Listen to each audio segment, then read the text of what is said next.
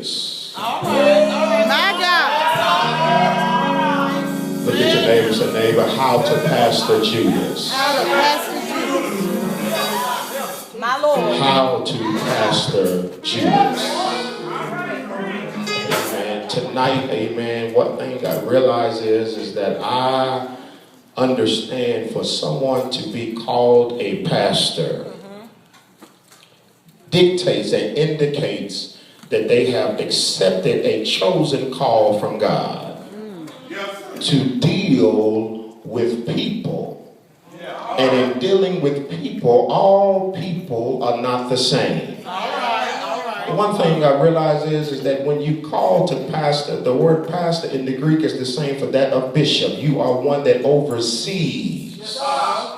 And I want you to understand that as a pastor, it's not easy to oversee some of the things that we see.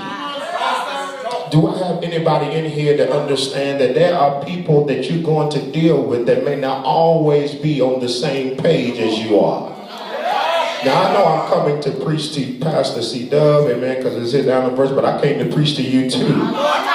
Amen, because I know that it's not easy for you to deal with folks sometimes either.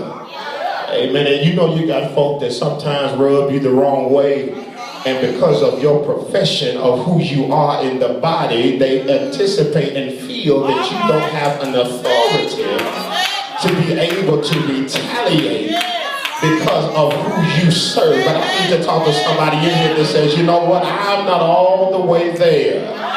There's still some times that I still want to get rowdy and rowdy. Is there anybody besides me that says that sometimes when I am being pushed to my limit, it seems like they're trying to make me tilt on over? Am I talking to anybody besides myself that says that I've been in a place where they tried to make me revert back to who I said God brought me from? Now, I'm not going to talk to y'all that's been saved and you speak in tongues and you don't do anything else, but I want to talk to some people that still struggle with choice words. There's still some things that you say that you're not speaking in tongues, but I'm speaking you out. Is there anybody besides myself that said every now and then I feel like reverting back to who God delivered me from?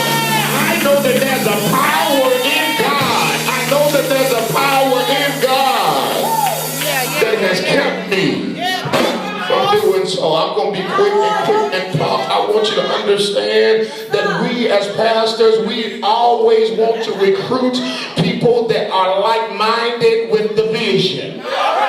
But what happens when folks show up and they show up in the anticipation that you're thinking they're going to show up and be what they're supposed to be, but they end up being like Judas? Now you must understand that you have to look at this and you say, okay, here it is that Judas didn't sign up to be on the ministry. Jesus chose him. What happens when Jesus chooses the ministry of Judas? Is there anybody in here? Let me talk to some pastors.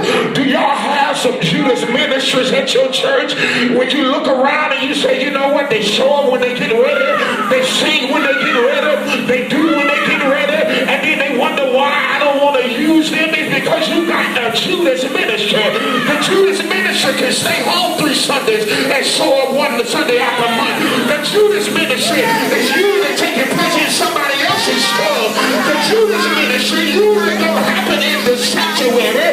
It happens outside in the other sanctuary. I need somebody to talk back to me and let you know that Judas ministry sometimes happens at level 88. The Judas ministry sometimes happens at Sirach. The Judas ministry happens in places that are unfamiliar.